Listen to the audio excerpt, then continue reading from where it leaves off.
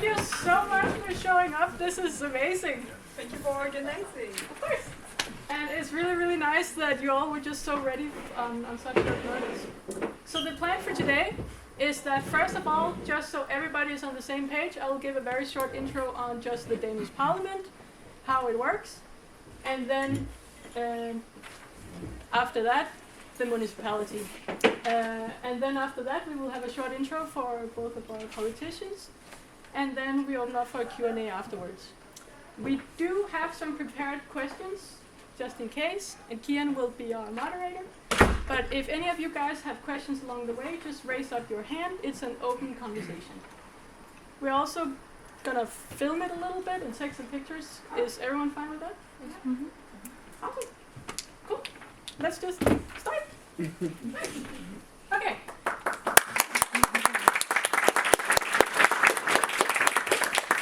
So, our Danish politics. We have a parliamentary, representative, and majority-based democracy. And it probably looks a lot like the government in other European nations, with a few differences that I will highlight before we start. So, parliamentary, it means that we don't vote directly on issues, but instead we select people to bring up these issues, vote in our place, and then ultimately they decide for us. And this is opposed to somewhere like Switzerland, where they have a direct democracy. Representative means that we don't vote directly on issues, but instead we sorry, I just said that. Jesus. Parliamentary, that was the first part. It means that decisions will be made between all parties by giving each party an amount of votes or seats in the parliament based on how much of the population voted for them. And this is opposed to somewhere like France, where they have a semi-presidential system with both a prime minister who is liable to parliament and a president who is not. And majority-based means that even if one party gets the most votes, like the main amount of votes, they can't govern without a majority of the seats, and they therefore have to negotiate with other parties to form a coalition government. And this is opposed to somewhere like Greece, where the party with the most votes just take all power. Nice. This results in Denmark being a multi-party system, where we have 13 different parties, where your vote, no matter how small it is, will hold direct power proportional to that vote. And that is concerning the parliament, but it also concerns the municipalities, which is why all of you, I assume, or most of you who can vote, will have direct power. So it matters that we're here today. Yes. Denmark also shares our governance into 5 regions. On the next slide. Yep. Sorry. No problem. We have a map. Yay. We have 5 regions at the moment. And 2 years this will be cut down to 4, but it's not going to affect us at all. And then inside those 5 regions we have 98 municipalities, where Viborg is one of them. And the municipalities and regions, they share decision-making with the parliament on a lot of local matters. So this is like urban development, schools, childcare, elderly care, local roads, and local tax rates. So this is where our 2 politicians today, they are looking to represent us. So while we can't ask them to do everything about making Denmark as a whole better, they will have power to change a lot of Viborg's direction going forward. So whether we want Viborg to be a university city, a walkable city, city for families, lively city, multicultural city, or all of those or none at all, that's up for us to decide. They are also your closest representatives and politicians that you actually can talk to. So they are reachable, where maybe someone in government you would have to go through a different amount of layers. So even when they don't have power to do something that is decided on a nationwide plan, they are our spokesperson, and it will affect you in Viborg. Yes, thank you.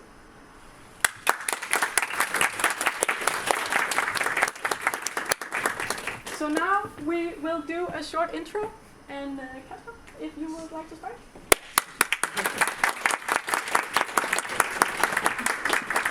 I also want to thank everybody for being here today. I'm so happy that we got to make a debate for the animation workshop, and if there is anyone from class in edit, actually, I think I saw some. Yes,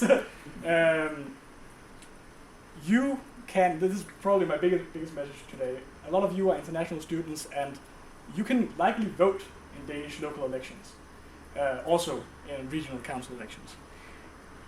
You can vote if you are a European Union citizen, if you are from Norway, Iceland, Great Britain, and you can vote if you have been in the country as a permanent resident for 4 years. This is really important because I think that you as a community have not been well represented by our local council, by the sheer fact that nobody has told you this. Honestly, I really care about Tau because I've had many friends who've gone here, but I also have a sort of a deep in my soul love for the arts. I think, or not I think, I know that when we were living in caves and hunting big animals and like had nothing, we still had music and we still had paintings. This is something like work, government, war, all of these things are comparatively new inventions to the arts. So we need to do more, and I'm so happy that you work in this particular area. Now, what can we do to help you guys make art? Well, first and foremost, I also want to shout out that Kasper Falkenberg, who went here last year, has made my poster. So on the jobs front, I can say I've already kind of created one one little gig job for the artist community, and I want to make many more. This is very important. We need to create more jobs for artists, especially in this town, because this is where we can compete with our neighbors. We also need to make the streets safer. I talked with sorry for pointing you out, last time I was here, about many people having had bad experiences, harassment in the streets of Viborg, largely due to, as I was told at the time, how you dress or the fact that you don't talk Danish. This is a big issue. I helped found Viborg Pride as well. And I am also hearing that there is a issue of hate crimes that we simply are not taking serious, and this should be put on to the mayor, who does have sort of an advisory role to the police, that this is something that they need to be taken serious in future. So these are some of the many areas that want to come in, and I know that there are many more questions, but I don't want to take up all the time. I'm just so happy that you're all here today and that we got to make this debate. So thank you for coming.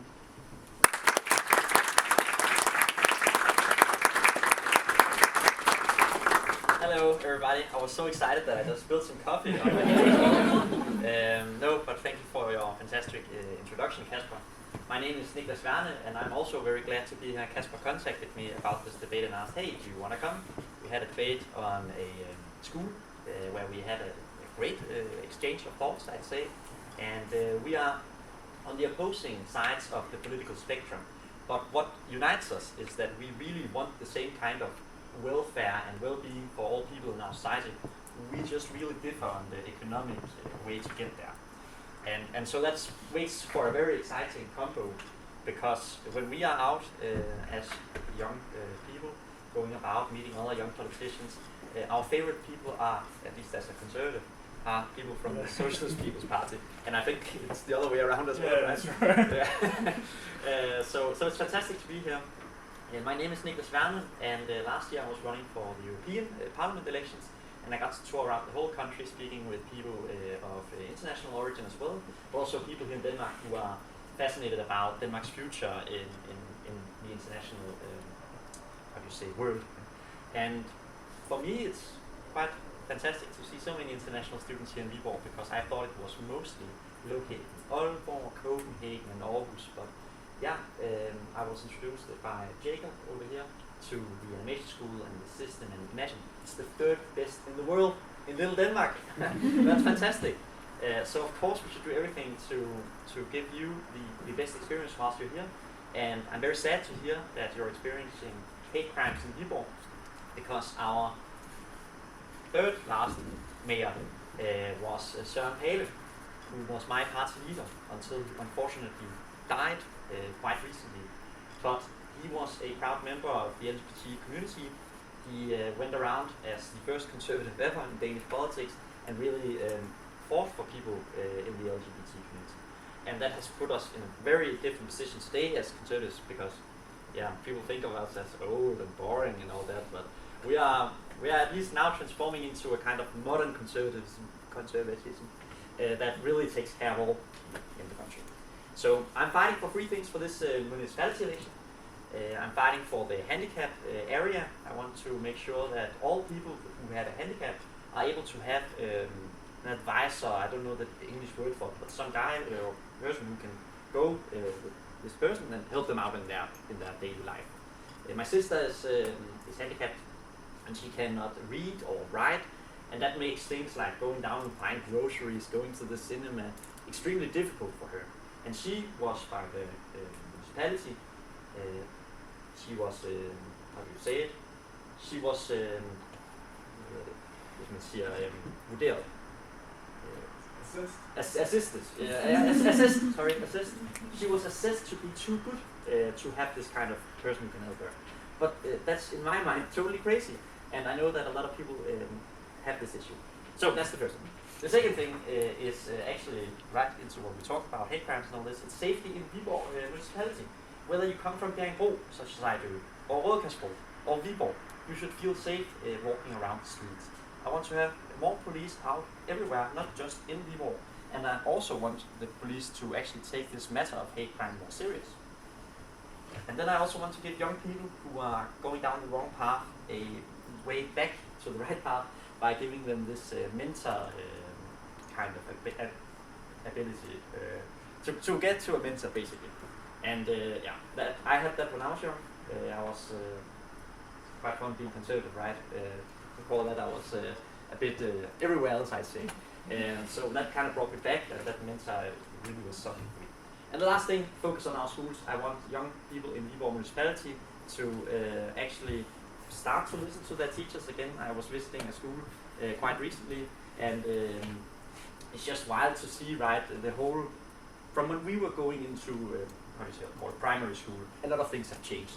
Back then, if you acted naughty, so to say, your parents would go to the school and they would listen to the teacher, and the teacher would say, but he's not doing this, he's not doing that, blah, blah, blah. And they go, I'm so sorry, and then you'd get a really bad time when you got home with your parents. But that's not how it is anymore. Now it's the opposite. Now it's the parents who are going to these meetings, and they are telling the teacher, but my son's not having, or my daughter is not having a good time in school. How can that be? That's too bad, blah, blah, blah, blah. And that's a problem. It's like the reverse way around now.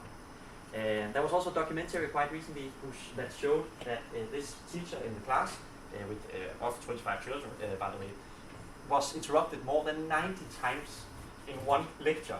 Can you imagine?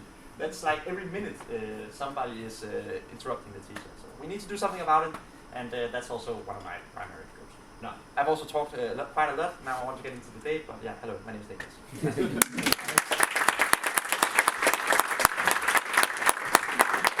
All right. So, as we said before, this is a Q&A, and I want you guys to just ask questions.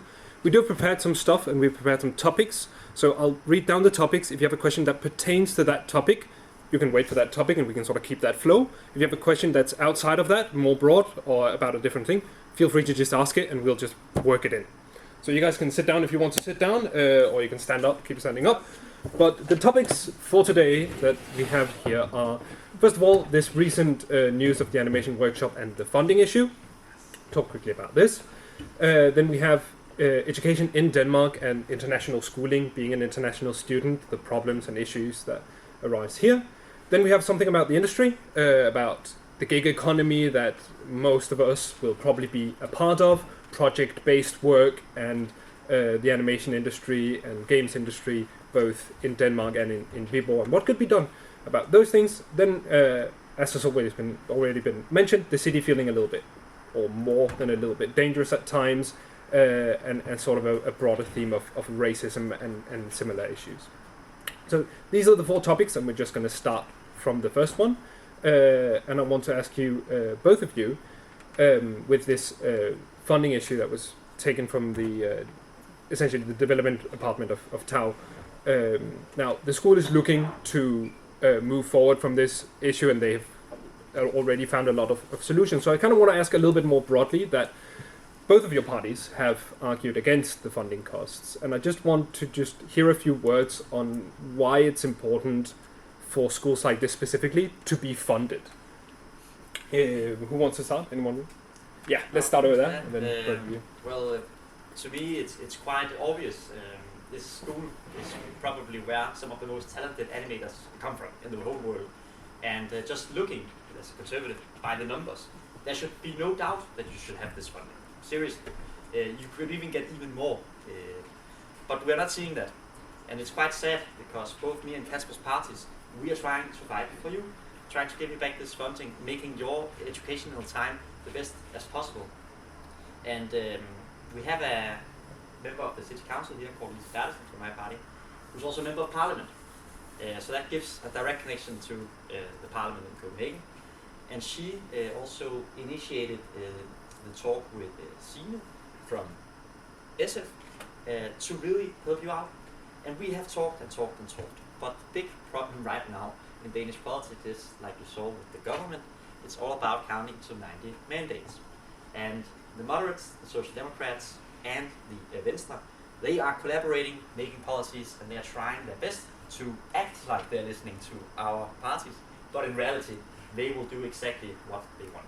So we need, as a community in Viborg, to have a better connection with the parliament and with all politicians from these parties to explain to them why it's so important that this school needs funding. And that should be one of our primary goals the next 4 years, especially for next year, because we only had given this school 10.6 million crowns for 1 year. And after that, you need to search again for the funding. That's crazy. We should make the funding permanent. We shouldn't have to doubt every year, will our school get this funding or not? It has to be a permanent funding. So that will be the rules. Yeah, okay. I agree with Nicklas on most points, but and I won't attack you personally on the matter, but I do want to bring up you, because you also brought up Lisa Bertelsen, who does sit in both City Council and the National Parliament. As it just so happens, despite, and I will acknowledge that the Conservative Party did fight against the funding cuts, they did vote for it. In favor of it, and was part of the current budget agreement that is going to remove 10 million from TAU by 2027. Of course, there is an option. There's an election, national election next year, that can change the government, or probably will. That is how we will get that funding back. My own party, SFC Monk, who is sort of the second in command of SF National, is also here from Viborg and has been a big ally of TAU for all the years. And I've actually worked on her last parliamentary campaign as her coordinator for the entire campaign. So I know her very well, and I know she considers this a big issue. What can we do as municipal politicians to find this funding? Well, I know that there are some ideas to gather municipal funding for local education in general. This is a step, an incredibly small step, because we'll never be able to find 10 million in the municipal government. But second, how can we get the politicians out here to talk to you about this issue? Because every time we ask anyone, everybody thinks it's a great idea to give more money to TAU, but for some reason they don't do it.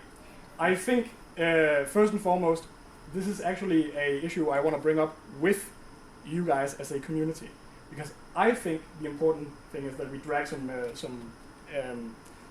parliamentarians in here to talk with Tau with Arsenalet, and to help you explain the story, to put a personal face on that issue, because it is something that everybody likes, and it also not just that. And I am not against giving money to something that doesn't necessarily make economic sense. I'm a socialist after all, but this actually also does make economic sense. So there is no reason not to do it, and for some reason we aren't. So I feel getting and like giving us some bargaining power in our parties. We definitely can drag Signe Munk and Lisa Bertelsen out here. And they can probably drag ministers out here, who I am sure would like to, because it's a good story to talk to you guys as well. We need to bring them here, make them accountable for that decision. Yeah, that was actually the sort of part of the second question, because outside of the funding here, we feel like, I think a lot of us feel the fact that like we got this prize of being like the third best animation school. We keep hearing about how things are going well, and then we hear funding cuts. And this is sort of a conundrum to us. We don't understand. So outside of funding, I guess bringing politicians in is one of the things, but what is other things that we can do to sort of bring focus to the higher education here in Viborg, bring focus to this school and the schools around, and the importance of that higher education? What are things we can sort of do outside of course, calling politicians, which seems like a good solution to start with? Yeah. Yes, go. I think there is a part of it that's about gathering allies. Tau is sort of famous for being a great community, but it's also a community that's its own bubble. I think every single person I know in the city who has any relation, via friends or while working here or studying here, every single person considers Tau to be one of the greatest pearls of the city. There's just not enough of those people. And an issue is that we need to bring Tau to more people in the city, but we also need to bring more people here. Like it's not just about you guys reaching out because you're also busy and you're also studying, but it's also about bringing more people in here, telling them about the story, telling them how important this is as both as a community and also what you do here. So it's really a concern I have that if ever the horrible thing were to happen, that the funding cuts would get too bad, that Viborg would truly feel it the day after that Tau wasn't here anymore. Like then they'd really know. But there is not enough people who has that fear of losing it, and that is about gathering allies and about telling everyone the story everywhere you go, and having knowing more people. Yeah. There's a question. I don't know. No, that's good. Exactly, and I would like to elaborate on this. I think it's a completely valid point, by the way, and you should be doing that. Whilst you will also be doing that, I think it's very important that the school as a whole gets a broader contact to the parliamentarians in Copenhagen. And it's easy for me to say that, right? But I've been very much into all this public affairs and how companies, for example, influence the politicians. And I really think that VIA should put much more focus on having this animation school more inside the parliament, speaking about it, talking about it. Imagine if I went to the parliament and said, it's the third best in the world, everyone's eyes would spare open, right? That message we need to bring into parliament, because I'm sure if people, enough parliamentarians are aware of this, and they hear that you are losing the funding, I'm sure this will never be an issue ever again. So it's a combination of the two. We need to have all of you, of course, talking about your great experiences here on the school, with your friends, with family, the people you're meeting on the streets. They need to be aware that this is a municipality treasure. And once we have that narrative inside our municipality, it will be much, much easier to then take that onto the parliamentarian level. So, yeah, that's good. Yeah. So before we move on to education in Denmark and international, We had a question. we have a question. Yes, sorry, I wanted to say that. Yeah, where do we have it? Yeah, please. before you? Yeah, of course. Because you mentioned a few interesting things, and not from the school, but from Arsenal, so Yes. we've been invited. So let's say that it's after school. Yes. We try to have our businesses here. So you talked about having a bargaining chip that you can play and you can prove actually that there is value. So yes, the school has the value of we are forming like great students, but also great crafts people that are going to work out here. What we also trying to do is just to stay here, and we have our small businesses here, but we also are taxpayers here. So we're not Danish, but we decided to stay here. So we, in a way, are already bringing a little bit of value. And I heard many times, time after time, like we would like to pin Viborg on the map because it's the UNESCO Creative City. I heard it many times. I would really like to hear a little bit more about how, because as you said, for example, this narrative could already help. So we are really seeking for this conversation. But if we can bring something, there's already something happening. I think that we just need to be a little bit better at proving it. But we can do, especially in this moment where we are transitioning a lot. There's a little bit of uncertainty. It's not the funding, so we need to be a little bit strong together. So it's maybe not a question, but like it's just to bring a little bit more of the conversation on this topic. Yeah, and it's a great comment. And may I also quickly add a few words, because there are a lot of right-wing parties. I mean, like there are a lot of parties in Denmark in general, but there's a lot of right-wing parties, and some of these parties, especially the ones that are a bit more right than my party, they would like to say that with the biggest issue with schools like these are that you're getting your education here, but then you're moving away, and then you pay no tax and all that. But that's an extraordinary example. You're like serving the country by having your business here locally, by paying taxes, and by just spreading the word and exercising your skills, which are some of the top tier in the world. So it's really your kind of story to also come to the politicians, especially those right-wing politicians, because they are much more like yourself than the opposite. If I may add, because it's actually not just right-wing politicians, unfortunately. It's also the Social Democrats of Denmark are incredible. Like they're maybe perhaps the most hostile to foreign students of all parties. They are incredible. Like they have just proposed. They haven't. Fortunately, there isn't anything concrete yet. But they are going to probably run an election on straight up not teaching in English, in the, like banning it completely in the entire country. This is a major issue and won't just hit you. Like it is such a nativist policy, and they are really just running for it.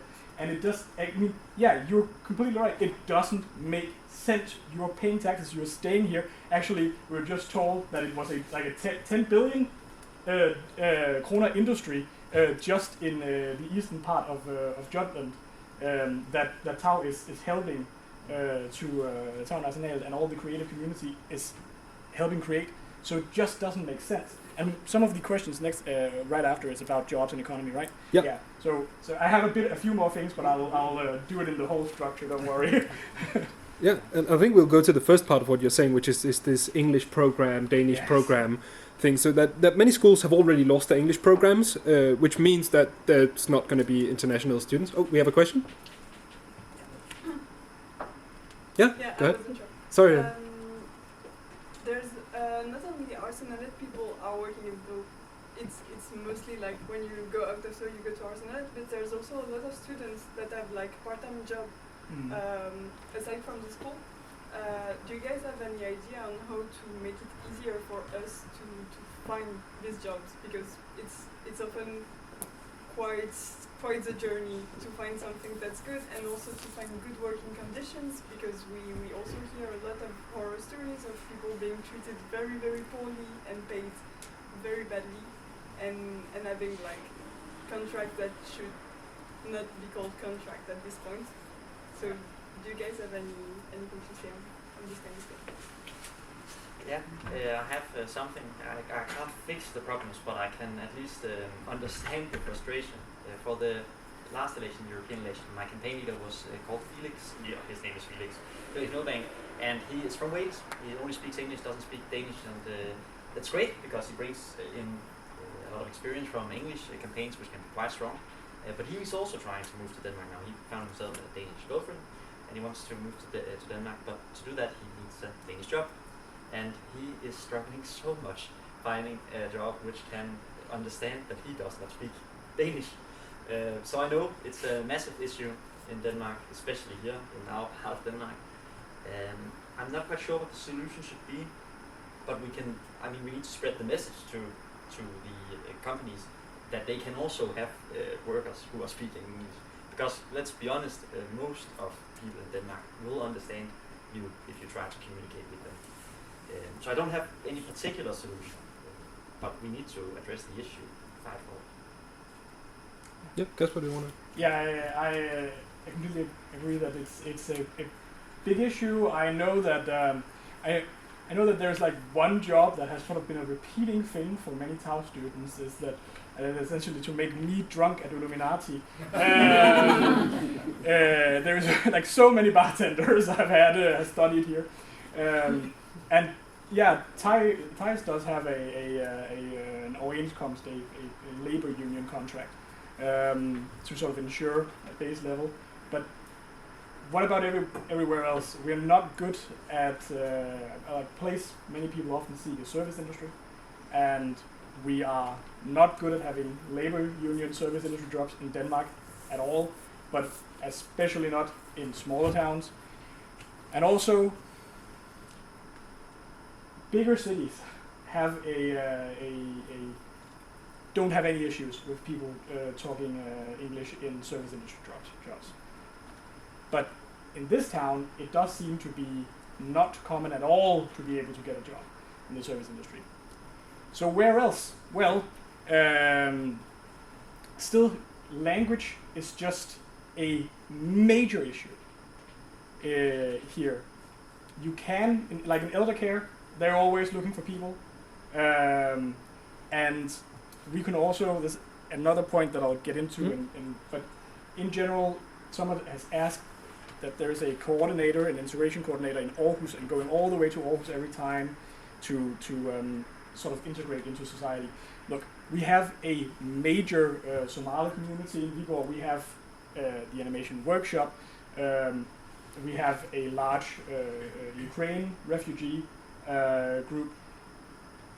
Look, we need to hire an integration officer who works not just inside City Hall, but works with the people who are trying to integrate.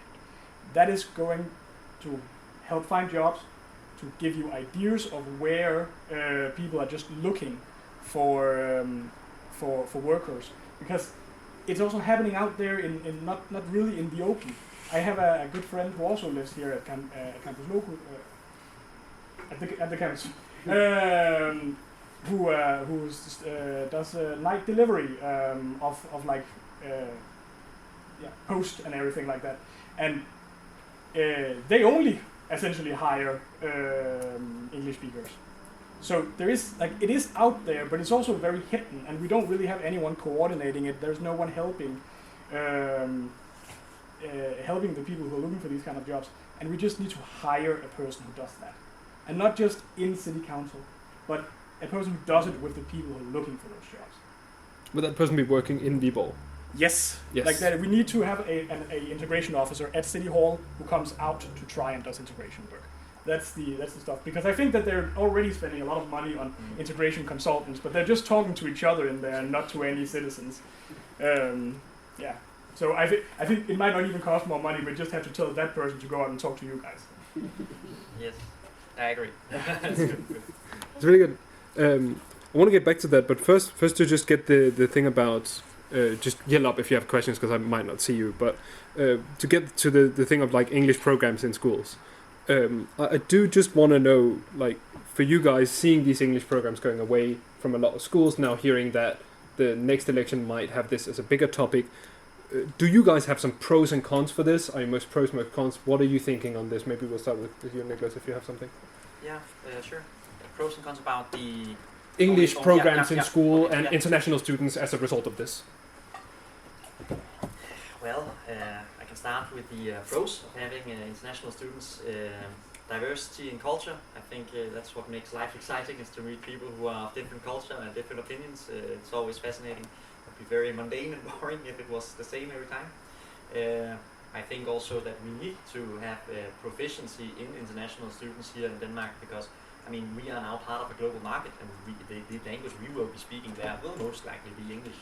So we need to have the best workers, so to say, and it doesn't matter for me if they're speaking English, Ukrainian, Somalian, Danish. We need to put them forward. About the cons, it's difficult to say. It's very difficult to say. I don't really understand they want to ban this. The only reason I can see that they would like to ban it would be because they want to try to compete with Danish People's Party, who are trying to steal social democratic voters. And that's the only political thing I can see in this. And it's tragic. If you remember the election from 2015, the Danish People's Party were one of the biggest parties in Denmark. And then the next parliamentary elections, the Social Democrats adopted all of their immigration policies, and would you look at that, all the votes went back to the Social Democrats. So they are trying to probably make a 2.0 of that.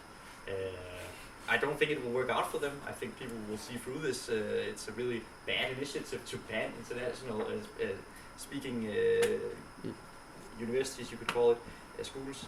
So yeah, I don't really see the cons, to be honest. I only see pros of having people like ourselves. Kasper, you want to add? Yeah, I completely agree on on both points. Honestly, the Social Democrats are. I don't think we disagree on this point that the Social Democrats and the sort of the Nationalist Party in Denmark are sort of the same political movement. They are they're sort of the same, and the Social Democrats are right now feeling damaged by the Danish People Party, and honestly, there is a Danish nativist policy is incredibly popular. And the Social Democrats are trying to follow along what the Danish People's Party are doing. Their suggestions are a little more wild, more like interning people based on ethnicity is their policy, and the Social Democrats are trying to ban English in schools. It is wildly stupid policies, and I just agree with the pros. Especially, this is just such a great example of how we're getting all of the best people from the entire world coming here and going to work at Arsenalet as well afterwards. Some of them, right? Like, we have to be able to keep that. And how do we do that? I think honestly, it's about I think a big part of it is especially my party getting a good election result. I think you might agree that we could possibly keep the Social Democrats away from this because they need SF, unfortunately. So that is part of it, and hoping that this doesn't work in the elections, that it doesn't become another nativist racist election as it was in 2015. Yeah, you want to do that? Yeah, I'm sorry, but you sound like you're in the same party. And it's very easy to pitch on other parties that are not here to talk about terrorism and what terrorism is. But if I'm really considering voting either for conservatives or SF, what's the difference between you? Sound the same? Yes, well, it's probably one of the biggest. In connection to us. Of course. It's one of the biggest issues in Danish politics in general is that we are very much alike. We are much more alike than we are apart, but of course we differ on some areas, I'd say. If I can maybe make it's difficult to say. I can't really sketch the policies up, but I would say I don't have a problem with English schools. I don't have a problem with Danish schools. I would say there would be a problem if we did start to have schools with all kinds of English. I mean, those two are my primaries. I think that you are quite right on this political analysis, and I wanted to add a funny comment because I don't know if you saw, but Morten Messerschmidt, the head of the Danish People's Party, he sued another party leader for saying what you just said. So be careful for Western doesn't assume. No, it's just a joke. Yeah, but we do agree on this kind of educational policies, especially because we are living in Viborg. We do know the value of you as students and you as a school. I think if you took a conservative from Copenhagen, he might have a different opinion because he's not here, right? He's not experiencing this school. He doesn't understand the local issue. So yeah, we are similar. I'll try to make it more nuanced for the next question, perhaps. Then we can have some debate. I'll add to that fundamentally this might not be as much as about TAU, but fundamentally I am a socialist. That's where we differ. Yes. I also believe in a completely and radically different society than the Conservative Party. Yes. I believe that we are rich and that we can all have a good life, and that the government should fight to make that possible. I also fundamentally agree or believe that what I also started out saying, that art is not just something on top of it. We don't even have to do it because it's economically viable, even if it is. We have to do it because that is the reason why we live. We don't live to have a job or to do or to be at 9 to 5 somewhere. We live to be in a community and to be together and to tell stories. That is what is most essential. And that is perhaps some fundamental differences between myself and a conservative, even if we agree on many of, I'll say, many of the policies that we're talking about today is also because I am running on a platform for a municipal government where I can't change the world. I have to accept that capitalism is a thing. And working within that structure, then we do agree on some things. But fundamentally, I don't agree with the structure. No. So that is a major difference, and also many of the things that will inspire me to do radically different things. And also, I think I'm the only queer politician running. That might also be a pretty big element of it. I really, really believe that it's important to not just have allies in government, but also to be in government. Yep. And I would also like to distinguish myself from the Social People's Party. And the conservative ideology as a whole and my party's policies is that we would not like to radically change the society, but instead would like to look at what is working now and functioning in our society today, and what are the small issues that are then coming as time goes on, and then we are doing very minor adjustments in order to keep a good and safe society. I would also say that in terms of the economical policies and just policies in general, we value family tradition, we value individual freedom. We really like the sentence saying freedom under responsibility. We do believe that the government should have some say, especially in social services, of course, but should be primarily targeted toward those who have the very least in society. But we need to make sure that happens without breaking the backs of the ones who are doing very good in our society. And how do we do that? Well, for example, this is not official party policy yet, but perhaps a flat tax. I think that's a fair way to put it. I think that if you're making, let's say, 1 million kroner and you pay 50% in tax, you can you pay 500,000 in tax. But if you're only making 100,000 and you pay 50%, you're paying 50,000 tax. So the difference in the amount you are contributing to society is already there. We can, as a society, also choose to, for example, say we should have a top tax, or a top tax, as we have put it now. But I don't think that's quite fair. We will see that people with businesses who are making a lot of money and contributing to our society will move out of our country, will move away, will find another place. I hear about Danish business people who are moving to Dubai to pay 0% in tax. I cannot imagine a much more clear way of betraying your country than to move to Dubai and pay 0%. Seriously, I cannot do that. It's, I think it's disgusting. But we need to mitigate that by exactly giving them better reasons to stay. Right. I think we'll get to a little bit of that when we get to the sort of how to attract industry. But before we do that, you mentioned this immigration officer, and I just want to echo a lot of the people in this room. Now, I'm Danish. My 2 roommates did have to go to Aarhus, did have to call phone lines that only have Danish guidance, and waiting for that, like press 0 for English, and it just never comes.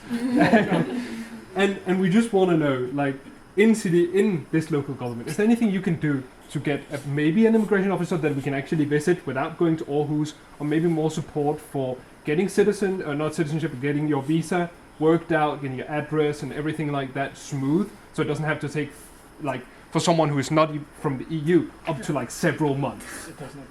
Yes. Who wants to go first? Yes, Yep. I mean, look, an integration officer is honestly just the obvious solution. And this is also an issue because these sort of things used to be done by the national government. There used to be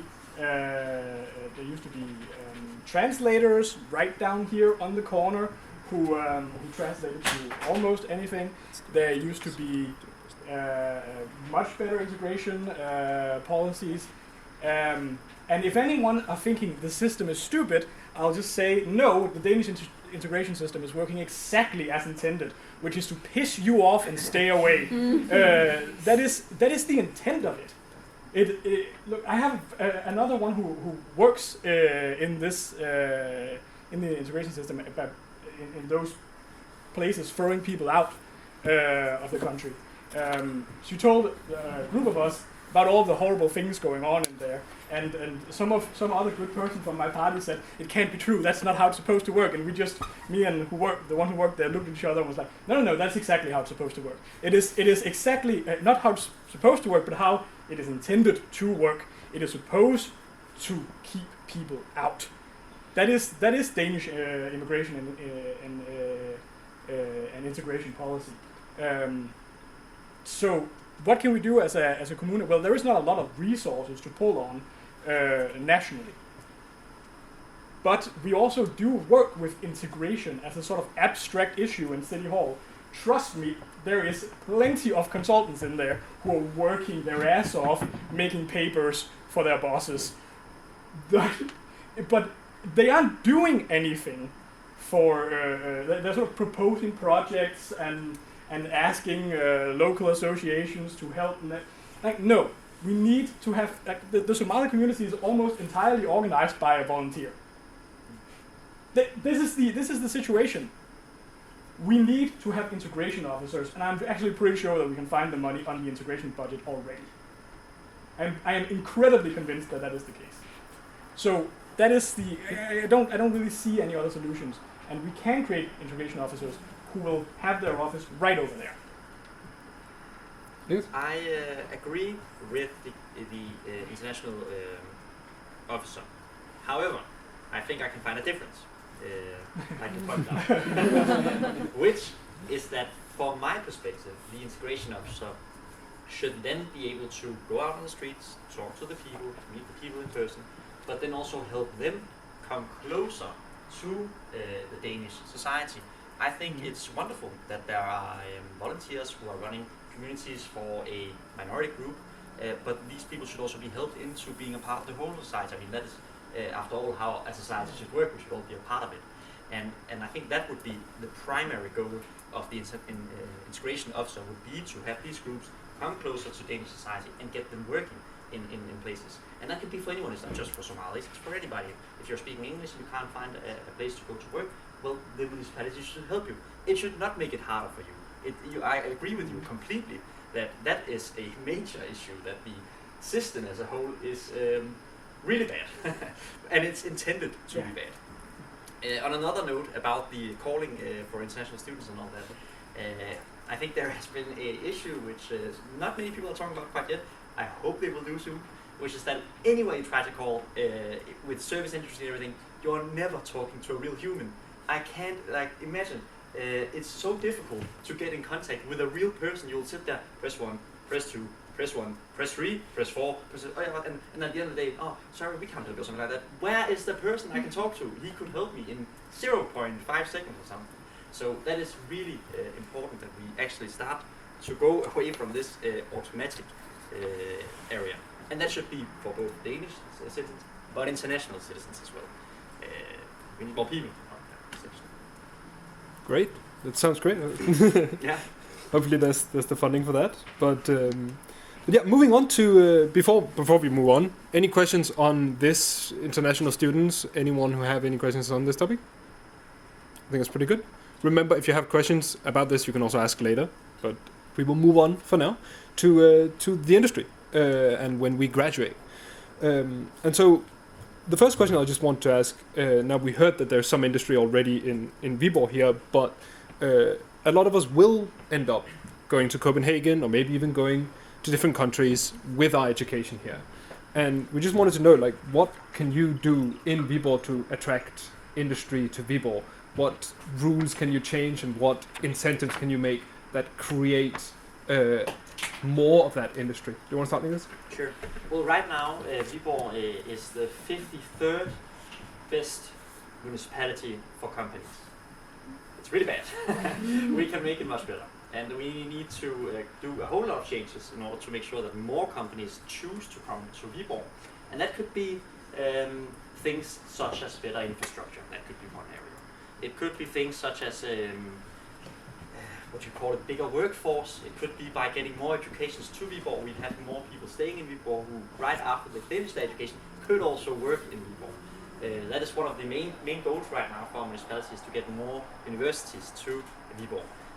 I think, for example, we could in Viborg have a law degree or something here. It doesn't always have to be in Aarhus or Aalborg or Copenhagen. So there's a lot of changes we need to make. And my party here in Viborg, we are running for the mayor post, of course. And Stine Damborg is our prime candidate. She is making it sure that we want to be the third best in Denmark. That is our goal. And Venstre, by the way, our biggest competitors, would say only have top 5 as a goal. So remember that. Yeah. It's a question. What's that?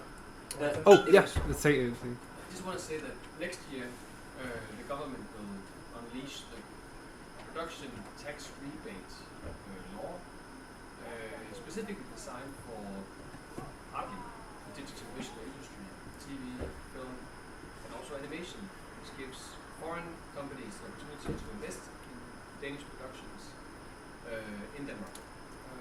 So maybe that could be sort of one attraction point or something to work with political mandates to ensure that there is a specific initiative in Viborg from political level and municipal level to make aware of the fact that we sit here with a great sort of company cluster that can tap into that.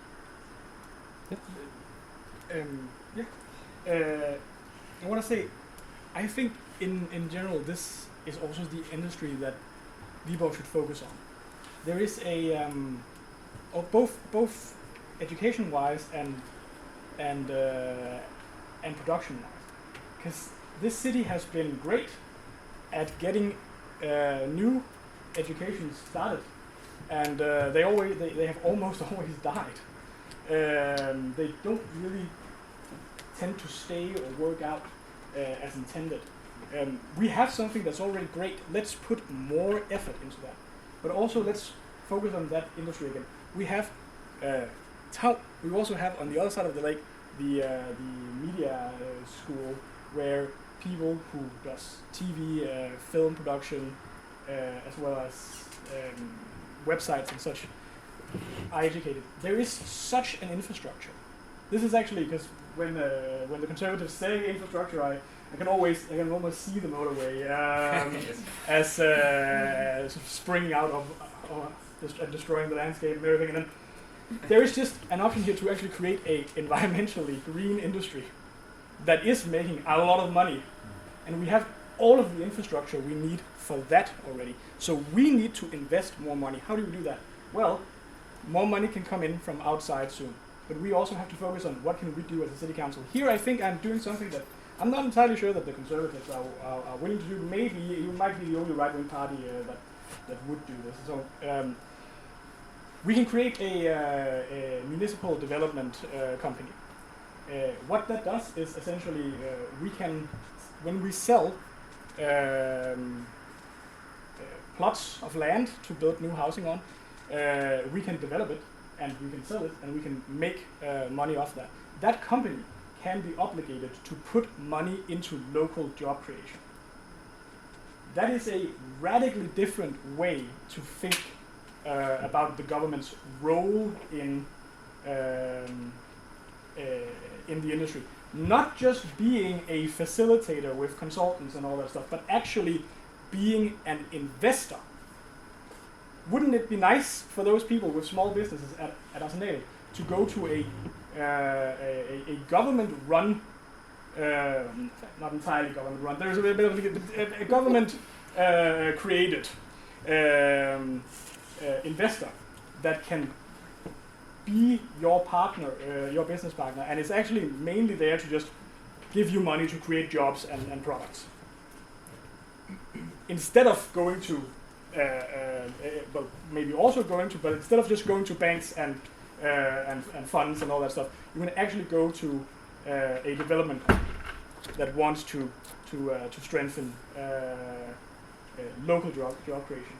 This is a very different way because despite being the growth and prosperity and all that on the right, this is the one thing that they're usually, and I'm not sure if the Conservatives are also this way, they're usually never willing to be an investor in an industry. And that would be good for us too, because of course the businesses make money, or when they make money, the government makes money that we can use on lowering taxes if you're on that side, or maybe more teachers in schools.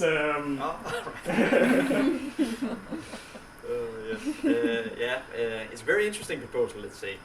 I'm not quite sure if we would be willing to do that as the Conservatives. I do think it sounds interesting.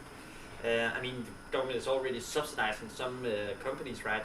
But yeah, I have to think about that one, let's say.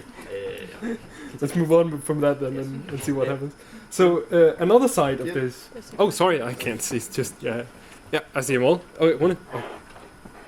Let's start there and we'll move over. I was just wondering, speaking of the motorway and stuff like that, if you guys, or what you guys' opinion is on actually getting to Viborg, because myself and I've heard from a lot of other people having to travel now for Christmas out of Viborg to Southern and Eastern Europe. It's not the easiest thing, and is that something you've been thinking about, or do you have opinions on a motorway or better train systems or something, because it can be quite a hassle to get here, because you almost always have to go through Aarhus, and it's just a big waste of time. Yes, I think it's a brilliant question, because I very much agree. First of all, I'm much in favor of the motorway. I think me and Kasper differ here, because I believe that it will be much better for us in Viborg to be able to come faster around the country, and also it will bring much more people to Viborg, to live in Viborg, and that means that our house prices will also increase. Of course, everyone with a house will also be able to have a bit more liquidity, so to say. I think it will create much more jobs, opportunities, bring more people. I think it adds a lot of benefits. I'm sure the counter arguments would be about our nature, about how it can destroy that. But also, actually, fun fact, did you know this, that on motorways there's a less death rate, less death rate than on normal ways. So the motorway is actually safer, highway, so to say. Oh. And that actually would also give a much safer society if we do bring this in. About the trains, I'm much in favor of that. I think being a young person who has used public transport a lot, from Viborg to Viborg or to Aarhus, it can be quite lengthy and it's not the best. So of course we should expand on that. It's also something we have a plan for at the moment, but it takes a lot of funding and we'll have to find that. But it's also a priority, to be honest, because it does matter and it will put Viborg more on the map, so to say, if we do that. First and foremost, and I think maybe it's just this is one of the issues that just keeps coming up as why don't we do it? Cutting off Langeå and the way to Aarhus, it sort of like it removes 20 minutes of the trip to just go directly to Aarhus instead of going halfway to Randers and then to Aarhus. And this is just we just need to do it. I also, you're completely right, we disagree on the motorway, and that's especially because we actually had a alternative plan with capacity expansion on the current road system, and that was also slated to cut off an hour of travel if you were going down south. And for some reason we chose the more expensive, much more environmentally catastrophic option of building a motorway. I also want to be completely honest. My local my parliamentarians voted for it. So maybe some SF's people are actually in favor of it. Here in Viborg, we don't. The local party don't support it. Yeah. Yep. There was a question down here. Do you want? Yeah, in terms of the industry, I was wondering if you have considered how to make Viborg more attractive for international students to stay here, since I guess an argument for not having international studies is that people leave the country after they finish studies. Mm-hmm. Yeah, of course, it's a difficult topic, so to say, because we of course need to take care of all people and make sure that they feel good here in Viborg. I mean, the classic arguments don't really apply here, because usually if it was in Copenhagen, we could say affordable housing should be easier to live here, but Viborg is quite cheap compared to Copenhagen. So I don't think that's actually like a whole economical problem. I think it's more of a cultural problem, to be honest, because if I know you do, because I've obviously heard of this, when you experience these kind of discriminations in Viborg, that doesn't make you want to be here, let's say. So of course we need to do something about that, and that is a problem for the whole of Jutland, so to say, because we are not Copenhagen, right? We are out here amongst the farmers, amongst people who have lived here for centuries, and they need to also adjust their way of living to understand that international students will come, and they should be welcomed. I'm a big pro-European, so the freedom of movement, it's really important for me. I don't have concrete solutions, to be honest, but of course a better society would be like for international people would be good, but I don't really have political incentives. Perhaps you have, Kasper, political incentives. I'll say, and I'm actually on wavelength with you here, and I want to be completely honest. I already live here, and I've chosen to live here, and so I am not the person with the answers to this. And I think every single time this comes up as a politician, the obvious solution to start this debate just never really materializes. We have to be better at asking you guys. Like, that's it. We have to be better at listening to what would be, what would make you stay, or like what would make you want to live here. And the politicians can sort of become in our own bubble. Usually we are very different people, and we obviously like each other very much. Like, we can sort of become our own bubble, and forget to listen to people outside that bubble. And that really is the solution to. That's actually kind of why I bought this. I just go around asking people, what do you want to change? Because I don't have all the answers. But I'm sure that somebody does, or at least have an answer to something, and then I'll collect them all, and maybe I'll be halfway there at some point. Yeah. Can I cut you guys off there? Because now it seems like we're going in circles. Oh, okay. And then we can take Thomas after. I have two questions. One that's more related to making Viborg attractive, and one about transport. The one to Viborg attractive. What do you plan on doing to make Viborg culturally nice to live with? Like, when I think that, I'm thinking, for example, we have VAF, we have the Jazz and Blues Festival, this kind of thing, to make just like Viborg a nice city, that you're like, oh yes, I live in Viborg, there's this happening, because there's so many things happening in Aarhus. Everyone knows that, but what is happening in Viborg? What do you want to make happen in Viborg? It is my belief that there are a lot of things happening in Viborg already, but we could do better. I actually have a proposal, and I used this for a school debate because I thought it was both fun and good.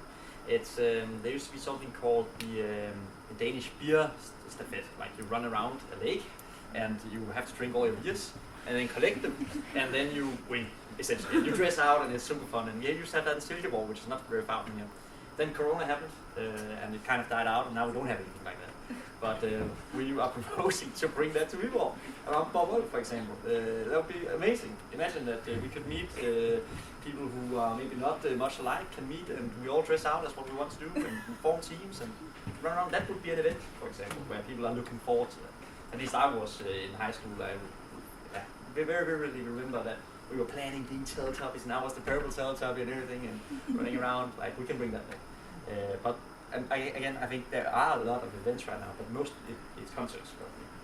We could have maybe more cultural festivals would be cool. Yeah, I don't have all the answers. Already far exceeded the 2 degrees line, and we have we're coming up on 3, and that is a catastrophe. So what can we do? Well, I think it's actually one very clear thing we can do, and that I want to do, is tell the local government. This is very nerdy. I'm so sorry.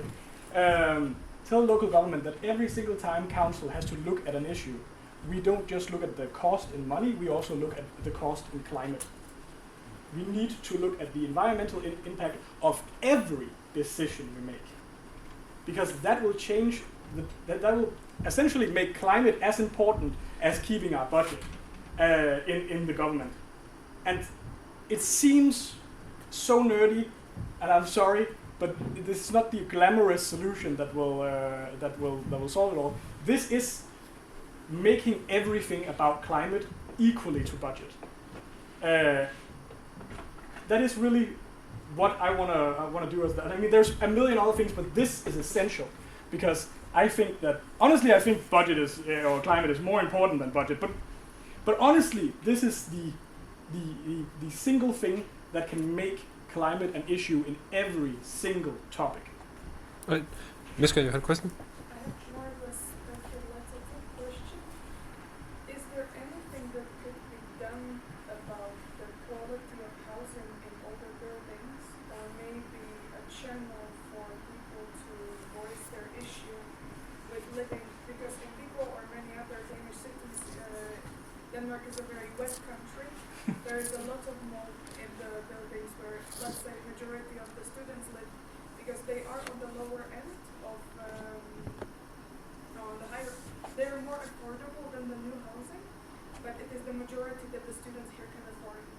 But the thing that repeats itself is that the companies that provide this type of housing are very bad at keeping their promises or updating the housing so it's actually livable.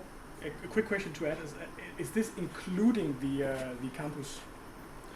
I think this is mostly private landlords. Okay. Yeah. I think the biggest issue that the campus has is the fish, silverfish. Okay. Oh. Yeah. But yeah, this is more regarding mold and, let's say, quality of windows and such. Yes.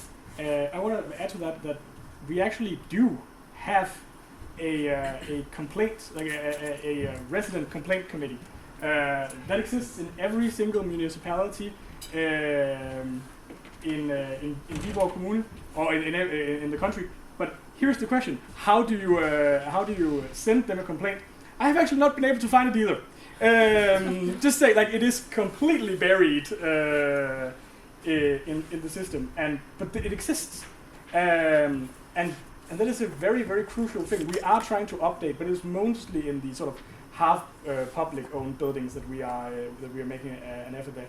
And I know there are some majorly predatory landlords in this city. It is wild. It is just company after company that is incredibly terrible. I think I perhaps live at the only major private one that is okay. Like my guy shows up the same day essentially, but I also know that is why I chose them, because everyone else are just so incredibly bad. And there is actually mechanisms for municipal council to beat landlords over the head, but we are not using those at the moment. We are not publicizing those at the moment. So that isn't. It exists and is an option, but it also is about communicating it out to say people, hey, use it. Also, may I just suggest, you can also unionize as renters. Please do. It is one of my pet peeves as a socialist. I really wish that people would unionize as renters, because imagine what your sort of smaller landlord would do if rent just didn't come in from 100 people a month, 1 month. Then I can sure as shit tell you that he'd fix the toilet. Yeah, can I ask a comment? For the past year and a half, I've been working for someone called Prime Office, and they are a noted company which operates primarily in Germany, but is now building in Aarhus as well, with exactly rented buildings. And my boss, Mogens, is, by the way, the most fantastic financial person I've ever met, because he's very smart. But he says to me, everyone in this business is trying to cheat the ones who are renting.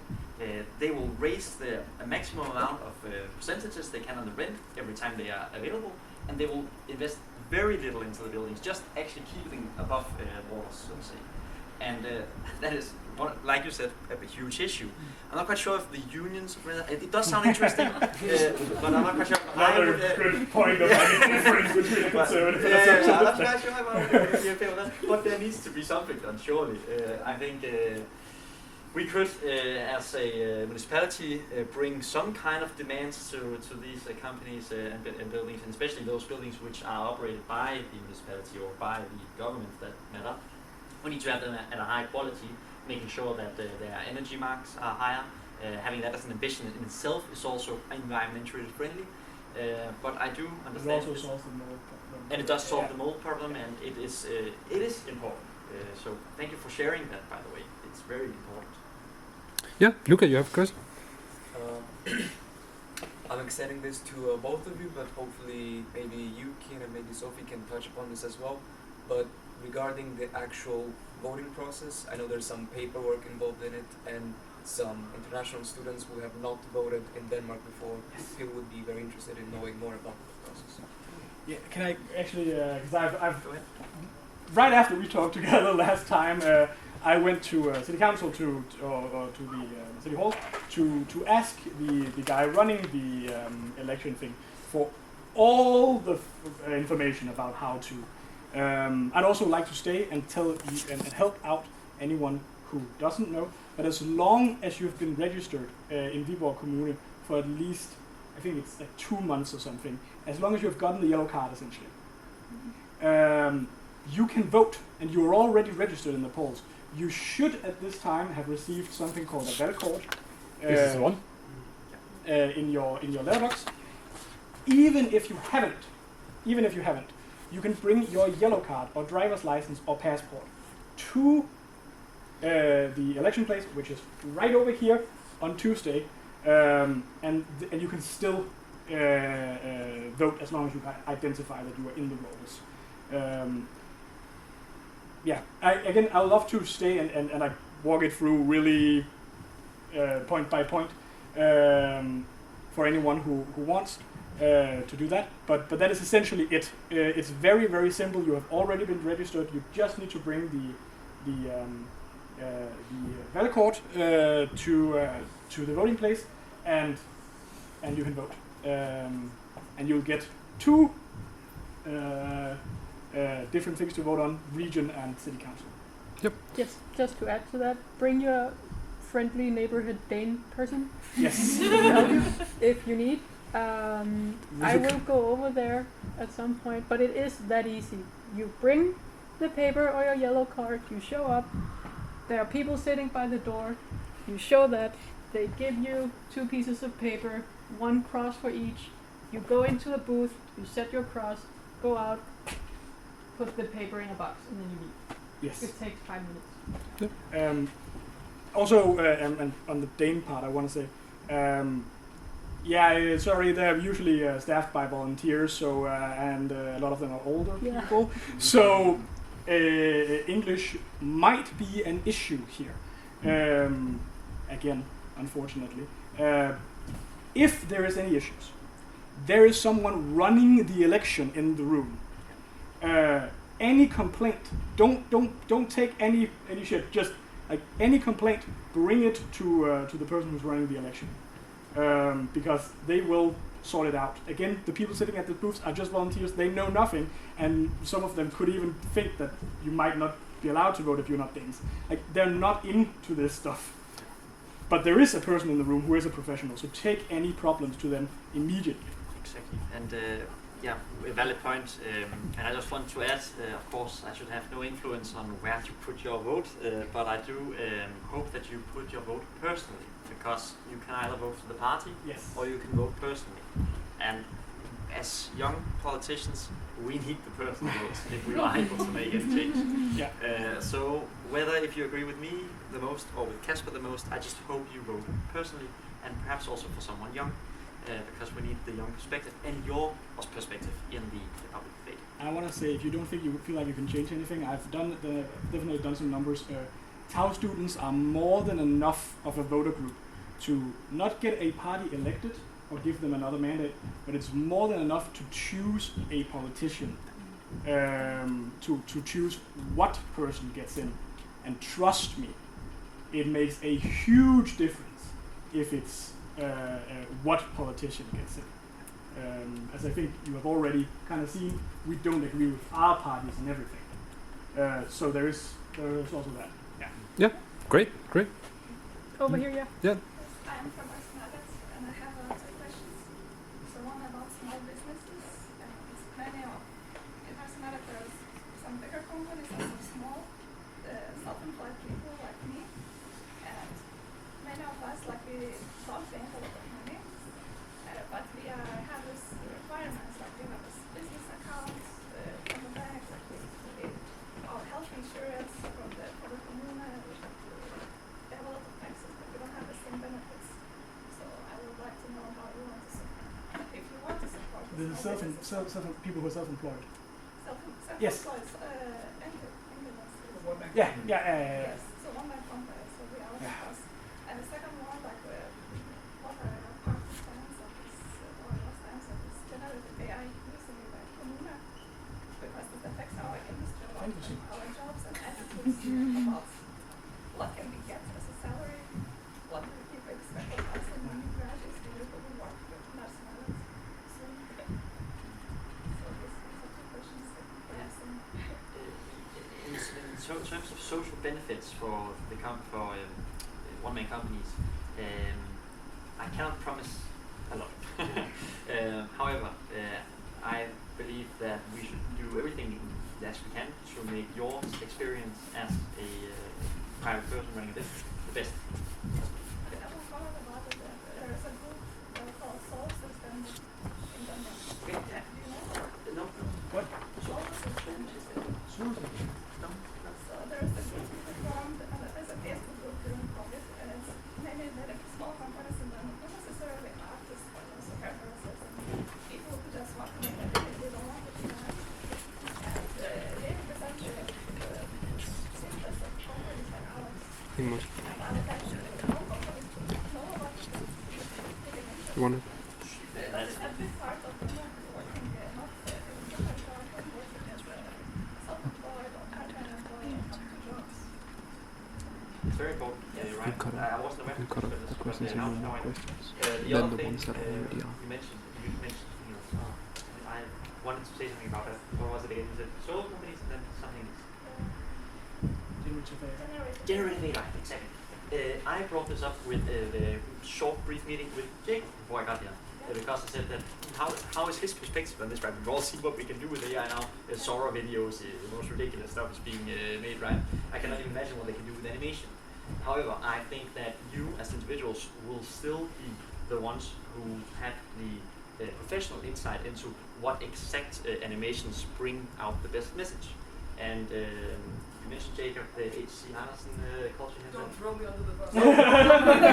You're very smart. That here in Denmark we have the culture of we need to produce something nice, right? The storytelling aspect is very important for us. So I think it will become a tool for you to use to maybe, well, I don't really know much about it, but I imagine that you could use it to make new kinds of animations or help with small animation adjustments and stuff like that, but you will still be as important as you are. But how about when it's started using this type of videos, like if you go for or against buying AI generated videos? Oh. Can I put something on top? I'm so sorry to yes, because we are seeking an answer that it's a little bit more political, because right now has been only on our shoulder to be like, is it to figure it out, and we are a little bit tired because we are trying to run our businesses and try to be also like, how can we use it? And I see your point when you say that it can be used as a tool. At the same time, I'm a little bit sick and tired of hearing this, you can use it as a tool. Because no one came to us saying like, could this be a useful tool for you? And then I put on top that the biggest issue is not the tool itself, it's when it values what we actually do. So if, and don't get me wrong, of course if a company or a business says like, hey guys, we need to produce like 100 horrible videos, cool with AI, like this is what you want to produce perfectly, like we cannot stand that. But if companies are not educated, like other businesses are not educated into it, then we are devalued, and at the same time, like it's a non-virtual system, right? Because if we are devalued, then you're like, why should I invest more money? Like I don't see where actually is the cherry on top. Yeah, and also this AI tools, they cost money, so our small businesses that have like, on top of our normal software that we pay from our salaries. They're essentially stealing from you. Dinero is, for example, a company that said like, we're gonna bring AI to you, to the taxation and whatsoever, so we get rid of the humans, but we increase the price. So I'm a little bit like, oh, that's interesting, so you're gonna have a bigger margin, and so, sorry if I added up on top, it's like, we really need to have a proper standard. Yeah. Because it's a vulnerable situation for us. The industry is a little bit shaky right now. We could actually be on top of the game if we play our cards smartly. This is a situation where we could actually be ahead of other situation. We could actually be in front of and be like, okay, we're going this direction, why don't we actually strategize differently? And maybe we can be smart about it. So, I'm so sorry that I jumped. No problem. Thank you. I really like this whole field of expertise. I thought I'm not much aware of. So every absolutely. So every comment you bring is just more knowledge for me. So certainly we should look into that. I can't really promise a direct answer because I also have to think about it. But I do think that you are just as valuable as you are now. I mean, we need to have quality videos with good storytelling and not this kind of AI junk which is coming. So I still see all of you as valuable to the industry and to the municipality. Yeah, you had comments? Yes. I will say I think the questions that are up now, I think that's the last questions we'll do, because we do need to end it at some point. So you two, I think, if anyone else will do that. But first, your comment on the question over here. I'm so thankful for you bringing it up, because it was one of the whole points that I was came here with, but I forgot. I have been kind of furious about the fact that Jul in Viborg is using AI products in their in their commercials, and I'm just we are UNESCO Media Art City. We have Tau, we have Arsenal, and right now your tax money is going essentially to fund that shit. And while they're also stealing all of your content to generate it. Look, if you vote for me, I will fight tooth. If you, or maybe also, but if I will fight tooth and nail in city council to say, if there is any municipal money going towards something, it can't use generative AI. Unless you guys feel that it has developed to a point where it is actually a tool that you are using. I don't think it will. Sorry, I don't think it will. But I feel that that the city should create a policy about like it. I feel the city should create an AI use policy, and I feel more or less that Tau should write that policy. That's like that is it. On that note, we're writing a manifesto. So Please.